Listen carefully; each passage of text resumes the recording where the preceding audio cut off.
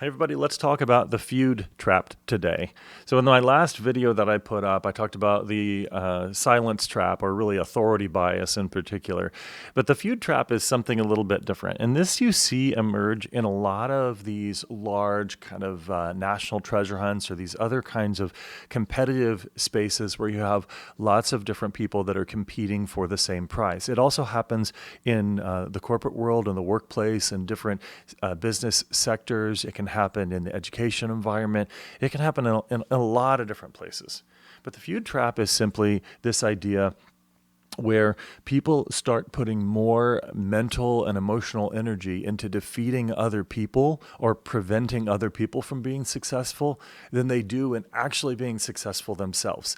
And they don't always do it consciously. It just sort of takes over their thinking, and it can be pretty problematic. If those of you who know the Forrest Finn treasure hunt, there were rival groups that actually spent more time trying to disprove each other than trying to solve the clues. And they'd get on these forums online, and people would put an idea forward, and people would just get obsessed with criticizing one person's perspective or viewpoint because they were confident that it was wrong. And so all of a sudden, they were putting more time and mental energy into criticizing or disproving other people than they were in actually playing the game, trying to solve the clues and trying to discover the treasure.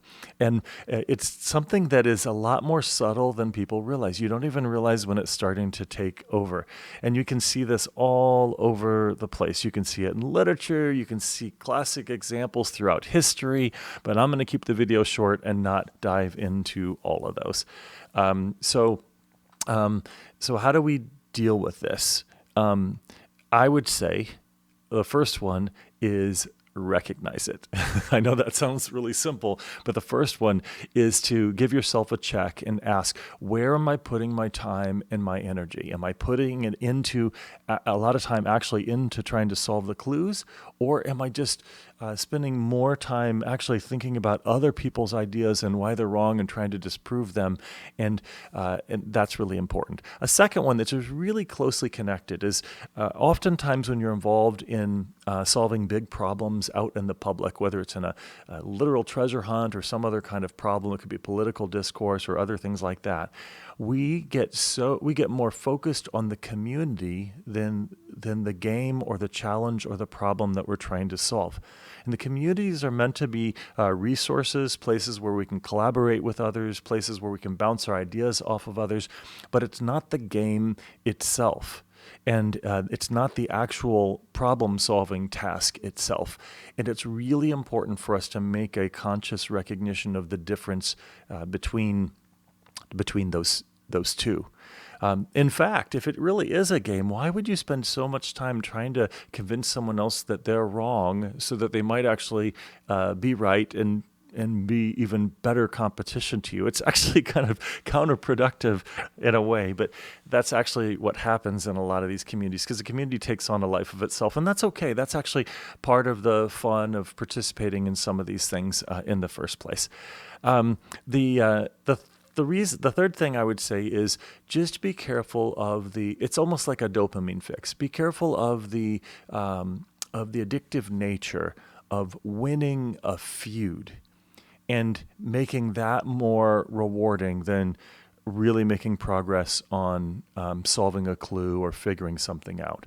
And that is, that can be very tempting, because it gives you this, if you try to prove someone wrong and you successfully do it, you won an argument and you feel good about actually having won something. In a way, but it's not actually the game that you're playing. So be a little bit careful. And so I think you could really just ask this consistent question: am I chasing a treasure or a truth, or am I chasing a rival or a competitor? Which one is really dominating my time and my thinking?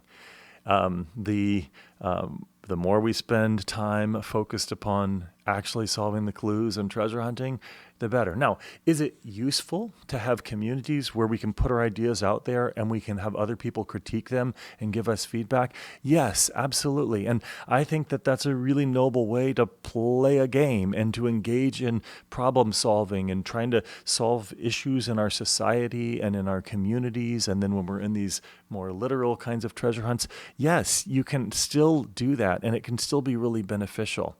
Just don't let that replace the actual main thing. I hope you find this useful. I look forward to your comments.